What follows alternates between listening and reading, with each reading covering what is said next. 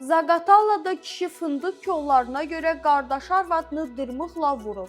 Məlumata görə hadisə Aşağı Tala kəndində qeydə alınıb. Belə ki, 63 yaşlı kənd sakini Novruz Əhmədov qardaş arvadının ona məxsus bağdakı ağaclardan fındıq yığdığını görüb. O əlindəki dırmıqla qadına yaxınlaşıb və qoluna vuraraq xəsarət yetirib. Nəticədə Novruz Əhmədov saxlanılıb və barəsində İnzibati Xətalar Məcəlləsinin 157-ci döymə maddəsi ilə protokol tərtib olunub. Barəsində inzibati iş üzrə icraat aparılan Novruz Əhmədov ifadəsində bildirib ki, qardaşı ilə aralarında torpaq sahəsi üstündə mübahisə var. Qardaşım və arvadım mənə məxsus torpağa daxil olub fındıq yığırlar. Mübahisənin də əsasını bu təşkil edir. Mübahisə zamanı əlimdəki dırmıq zərərçəkənin qoluna dəydi. Amma sonra yenə həyətdən fındıq yığanda qolunda xəsarət görmədim. Zərərçəkən qadın isə bildirib ki, Novruz Əhmədovun onun qoluna dırmıqla vurub xəsarət yetirməsi ekspert rəyi ilə təsdiqlənib. Novruzu bir şərtlə bağışlayar ki, torpaq iddiasından əl çəksin və onlardan üzr istəsin.